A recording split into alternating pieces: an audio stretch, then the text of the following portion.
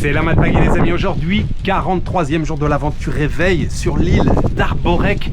Nous sommes toujours dans l'archipel des Raja Ampat, nous sommes toujours au paradis, nous vivons des choses incroyables ici, franchement, être dans ce décor, c'est vraiment magique. Alors, depuis la dernière vidéo, nous étions sur l'île de Kri, on a fait pas mal de choses, on a été sur l'île de Pianemo, je n'ai pas filmé là-bas, mais entre-temps nous avons fait des excursions et je vous avais expliqué que c'était un petit peu le bordel au niveau des vidéos. Alors un petit peu le bordel, en fait c'est surtout le bordel dans ma tête, il n'y a que dans ma tête que c'est le bordel. Je filme avec une nouvelle caméra et puis les activités, les excursions que nous faisons ici, c'est souvent très tôt le matin, je ne suis pas forcément réveillé, donc on prend le petit déj et après tout s'enchaîne. Donc ce que j'ai fait pour les derniers jours, c'est que j'ai filmé les excursions et je vais vous les présenter maintenant. L'excursion que nous avons fait, c'est l'excursion avec un grand E, pour vous parler aujourd'hui de Wayag, l'archipel de Wayag. Alors déjà venir au Raja Ampat, c'est un peu le Graal, hein, quand on a un peu voyagé, quand on a déjà découvert pas mal d'îles paradisiaques. Raja Ampat, c'est souvent tout en haut de la liste, mais dans l'archipel des Raja Ampat, il y a un endroit qui s'appelle Wayag, et en fait Wayag c'est le Saint Graal. Par contre ça se mérite, c'est très loin d'ici, ça se trouve au nord des Raja Ampat et c'est une excursion qui coûte assez cher. Effectivement, comme c'est très loin, que l'essence est très cher ici, l'argent que vous allez dépenser ici au Raja Ampat, c'est l'argent que vous allez dépenser dans les excursions, puisque les trajets en bateau sont assez onéreux. Donc avec Madeleine, on s'était dit, on laisse tomber, on verra une fois que nous serons sur place. Et finalement, c'est Madeleine qui a organisé toute cette sortie. En fait, on a rencontré un couple de Romains et qui, eux, ont fait cette sortie. Ils nous ont donné un numéro de téléphone. Madeleine a contacté donc le gars du bateau. Il lui a donné tous les tarifs avec un moteur, deux moteurs, la puissance des moteurs. Et en fonction voilà, de la puissance des moteurs, on peut avoir un certain nombre de passagers sur le bateau. Madeleine a été de guest house en guest house pour proposer justement cette excursion. Et effectivement, quand on propose des prix intéressants, il y a plein de gens qui sont intéressés pour aller à Wayag. Et c'est comme ça qu'on a réussi à remplir un bateau de 9 passagers, plus les 2 gars qui conduisaient le bateau. Ça a été une journée complètement folle, une journée incroyable, où on a découvert des paysages, je sais pas, j'ai envie de dire irréel, tellement la couleur elle était dingue.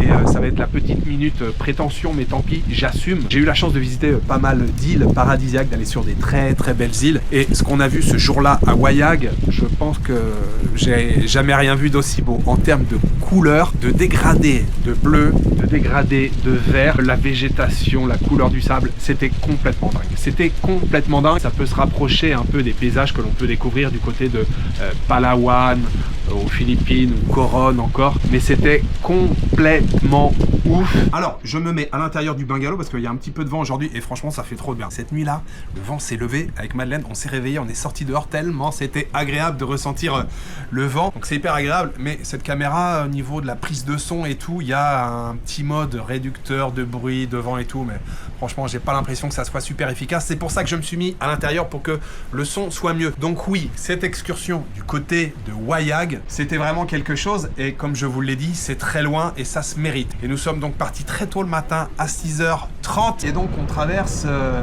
des paysages encore une fois incroyables. On passe à côté d'îles qui sont voilà, désertes.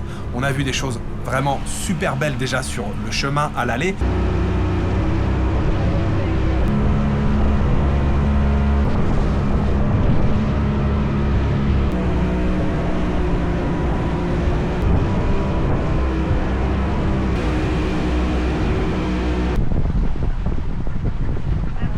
Il faut savoir que le bateau que nous avons pris, c'est un bateau qui va très très vite avec des moteurs puissants, donc on a tendance à surfer un peu sur les vagues. Le chauffeur, le pilote, je cherche toujours comment on dit un gars qui conduit un bateau, c'est quoi, c'est un chauffeur, c'est un pilote, il y a un nom particulier, je sais plus. Bon, vous m'avez compris, le chauffeur du bateau, quand il y a beaucoup de vagues et on a eu des passages, la mer était pas déchaînée du tout, mais il y a des endroits où il y a du courant, où il y a des vagues voilà, un peu plus importantes, donc de temps en temps il ralentissait, mais il y a des fois bam, le bateau il claquait. Moi j'étais à l'avant du bateau, ça sautait, il y a des fois il fallait se cramponner et c'est 3 heures de trajet comme ça, et ça a été quand même un trajet qui a bien brassé, et le bateau faisait bam bam, des fois on décollait, on se claquait. Je peux vous dire que quand on est arrivé au bout des 3 heures, tout le monde avait mal au cul, et bon, Rien à voir avec les 2 jours de cheval que j'ai fait au Kirghizistan, mais quand même un bon mal au cul. Donc quand on est arrivé à Wayag, on a fait un premier arrêt, un arrêt toilette qui se trouve justement à un endroit qui s'appelle Shark Point.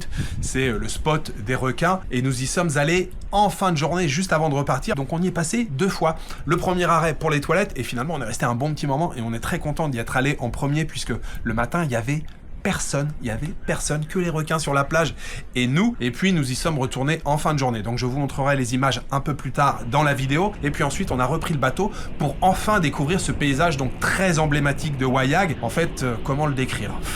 Imaginez quelque chose de féerique avec des îlots comme ça, comme des champignons qui sortiraient de l'eau. Et là, vous avez, je vous l'ai dit tout à l'heure, un dégradé de vert et de bleu, mais des couleurs irréelles. Des couleurs vraiment, même Photoshop, il n'arrive pas à faire ça. Même les intelligences artificielles, je suis pas sûr qu'ils arrivent à faire des couleurs comme ça. Je me suis dit, mais c'est quoi ce paysage ? Où on est ? Où est-ce qu'on est ? On est dans une 3e dimension ou quoi ?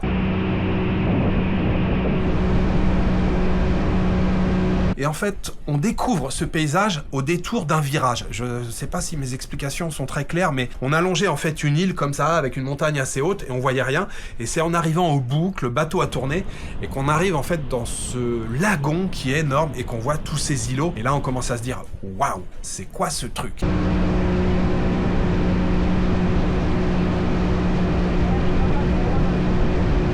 Et vous avez des îlots partout, et là comme c'est plus ou moins renfermé, la mer est hyper calme.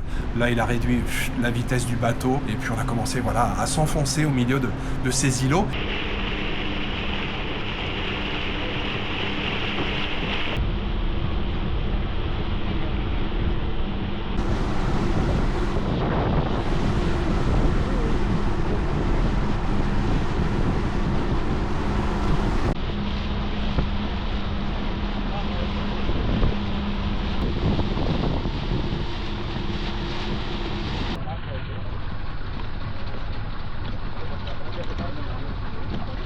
Et donc il y a une montagne, un de ces îlots où, on va pas dire que c'est aménagé puisqu'il n'y a rien d'aménagé, il y a juste une corde et la corde est encore même pas attachée aux arbres, elle est attachée juste à un point en bas et un point en haut. On accoste en fait le long de la montagne, mais ça fait une paroi rocheuse de pierre. Pour dire les choses, très franchement, c'est un peu dangereux. Il n'y a rien d'aménagé. Il faut absolument avoir des chaussures fermées en tongs, c'est trop dangereux. Et il y a une partie, ça dure sur plusieurs mètres comme ça, c'est quasiment de l'escalade. Oui, c'est quasiment de l'escalade, ça monte comme ça. On avait un couple avec nous d'Australiens qui étaient un peu âgés, on leur a pas demandé leur âge, mais ils avaient un certain âge. Et évidemment, ils ont mis du temps à monter, donc bon, en même temps, tout le monde était content de faire des pauses et de monter tranquillement. Et ça monte comme ça pendant 10 minutes sur des pierres mais très acérées, très coupantes. C'est pour ça qu'il faut absolument prendre des chaussures. Et vous avez cette corde mais qui est finalement accrochée à rien et qui bouge comme ça. Bon, il faut y aller avec les mains, hein. Très honnêtement, moi j'avais la caméra en plus, c'était un peu compliqué. C'était une ascension un petit peu sport. Par contre, une fois que vous arrivez là-haut, c'est là que vous prenez vraiment conscience de la beauté de cet endroit. Et là, c'était voilà le moment, je pense, le plus fou de cette journée. Vous avez d'un côté cette espèce de grand lagon énorme avec ces îlots qui ressemblent plus ou moins à des champignons. Même la végétation sur ces îlots, c'est d'un vert éclatant. La végétation, les feuillages, les feuilles, les branches, les arbres, c'est complètement dingue. On passe par je ne sais combien de nuances de bleu, de nuances de vert. Et puis de l'autre côté, c'est un peu plus large, un peu plus étendu avec des îles, des bancs de sable qui effleurent la surface de l'eau. Donc en fait, tout se mélange. Il y a une espèce de dégradé. Encore une fois, je me répète, mais j'ai l'impression d'avoir été dans un monde complètement irréel tellement c'était beau. Et ce qui était cool, c'est que quand on est arrivé, il y avait déjà un groupe qui était là-haut, hein. Il y a quand même quelques touristes qui passent. Tout le monde n'y va pas parce que ça coûte un certain prix et puis surtout c'est loin. Mais il y avait quand même quelques touristes étrangers quand nous étions là-bas. Nous, on est resté assez longtemps là-haut. Les gars de notre bateau étaient vraiment très cool. Et puis moi, j'ai voulu faire voler le drone. Il y avait un étalonnage à faire. Ça m'a pris du temps et tout. Je me suis dit, ah là là, va falloir qu'on reparte. Je vais pas avoir fait voler le drone. Et puis finalement, les gars, les Indonésiens, je leur ai dit, descendez, ne m'attendez pas, vous inquiétez pas. Il va rien m'arriver. Je vais descendre tranquillement. Mais laissez-moi 5 minutes et tout. Bon, je suis resté un quart d'heure et du coup, je suis resté un quart d'heure tout seul là-haut avec le paysage. J'ai réussi finalement à faire voler le drone, c'était incroyable.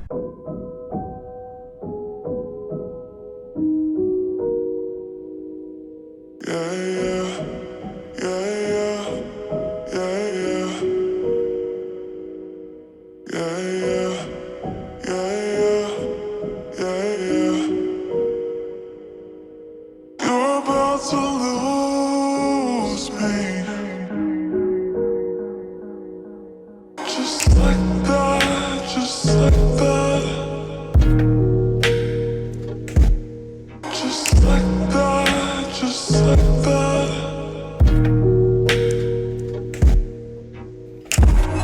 Forever's never gone so fast.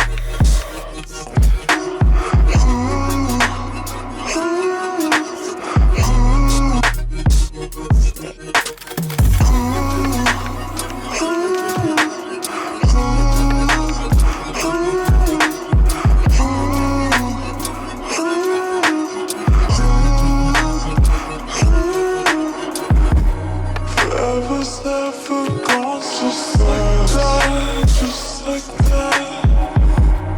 Forever's never gone just like that. Just like that.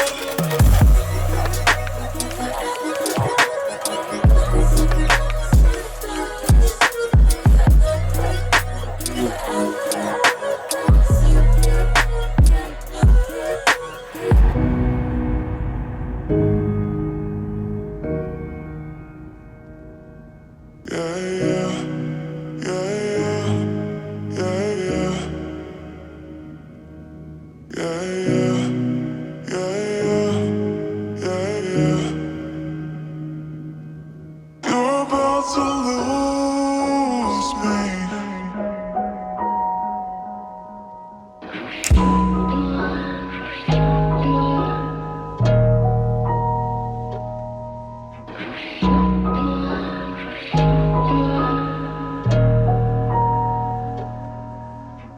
Après avoir bien profité de ce panorama de malade, nous sommes tous redescendus. On avait des coca qui nous attendaient dans la glacière. Je vous jure comment tout le monde était content. On a repris donc le chemin en direction du Shark Point. Et quand nous sommes revenus donc au Shark Point, c'était le début d'après-midi et c'est là que nous avons déjeuné, puisque bien sûr le déjeuner était compris dans la prestation. On s'est posé, il y a quelques tables là-bas qui sont installées. Nous avons pu donc déjeuner. Là, il y avait pas mal de monde, il y avait des groupes d'Indonésiens qui étaient là, donc ils étaient assez nombreux. Et donc, c'est à cet endroit que, sur la plage, il y a plein de requins. Alors, je vais être tout à fait honnête avec vous. C'est un spot qui est un peu controversé, puisque s'il y a plein de requins ici, c'est parce qu'ils sont nourris. En fait, les gens des bateaux, les Indonésiens, ramènent du poisson et en fait, ils balancent de la bouffe pour attirer les requins. Alors, même quand nous sommes passés le matin, il y avait personne et les requins étaient là. En fait, ils ont maintenant élu domicile là-bas, même s'il y a personne qui les nourrit. Du coup, ils se sont installés là-bas. Et quand nous y sommes donc retournés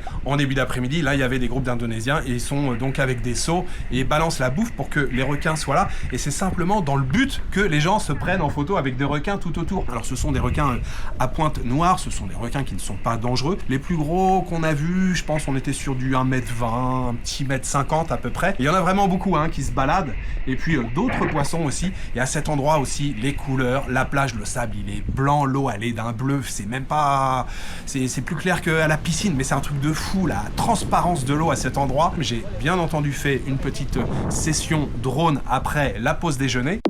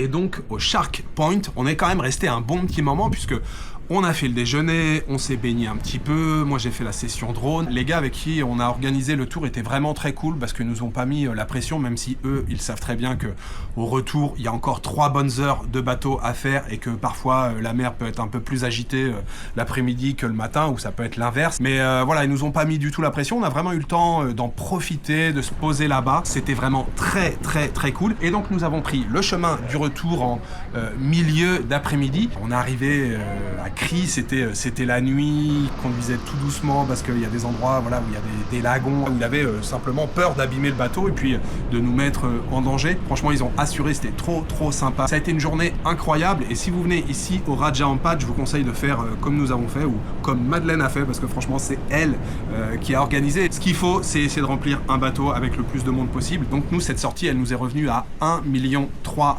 personnes, ce qui est vraiment très raisonnable pour la distance parcourue, ce qu'on a fait sur place. Il y avait bien sûr le déjeuner, encore une fois la bouffe, il n'y a pas de quoi sauter au plafond, c'est du riz avec des noodles, des trucs comme ça. C'est pas ça qui coûte très cher, mais c'est surtout l'essence pour aller là-bas parce que c'est très loin. Et quand on est rentré le soir avec Madeleine, on s'est regardé, on s'est dit waouh, on est vraiment content d'y être allé, on est super content d'y être allé. Si vous n'allez pas à Wayag en venant ici au Raja Ampat, je vais pas vous dire que vous êtes passé à côté ou vous avez loupé votre voyage. Il y a des choses incroyables tout autour, mais si vous avez la possibilité, faites-le. Essayez de remplir un bateau pour diminuer les coûts et franchement vous ne le regretterez pas, c'était une journée complètement dingue. Et donc juste quelques mots avant de terminer cette vidéo, c'était donc notre dernière excursion que nous faisions depuis l'île de Cry. Donc l'île de Cry, c'est le premier stop que nous avons fait. Et je voulais juste dire quelques mots en plus sur Gibran Guest House où nous avons logé. Nous, on a adoré notre séjour là-bas et en partie grâce à Julia et Mimi, donc les 2 Espagnols qui gèrent un petit peu cette guest house puisque le patron ne parle pas anglais en fait, donc c'est elle qui gère avec les touristes et on a adoré ces journées là-bas. On est resté une nuit de plus, on a passé donc 6 jours à Gibran, c'était vraiment très cool. Si vous avez l'occasion, Gibran, franchement, vous serez bien accueillis. Les bungalows étaient vraiment très agréables, même s'ils sont tous plus ou moins identiques, les bungalows. Mais la position des bungalows, c'est vrai qu'on n'avait pas de moustiques, il y avait toujours un petit peu de vent. On a passé des bonnes nuits et voilà, c'était un endroit vraiment super. Voilà, tout ça pour dire que on est toujours aussi enjoué, on est toujours aussi heureux d'être ici dans l'archipel des Raja Ampat. Ça fait tellement longtemps qu'on attendait ça et on en profite vraiment à chaque seconde. Et écoutez, nous pour le reste de la journée, on va profiter tranquillement, on va se remettre à l'extérieur, profiter du vent. Je vais ranger la caméra. On est toujours donc, comme je vous l'ai dit ce matin, sur notre île d'Arborek. C'est notre dernière île, mais je vous la montrerai dans l'une des prochaines vidéos. C'est une île aussi très sympa à découvrir. Comme d'habitude, si vous prenez du plaisir à regarder ces vidéos, n'hésitez pas à mettre un petit commentaire, à mettre un pouce vers le haut et puis surtout à vous abonner. Voilà, il me reste juste à vous souhaiter une bonne soirée, une bonne nuit ou une bonne après-midi. Je vous donne rendez-vous demain pour une nouvelle journée au Raja Ampat. Ciao, good night.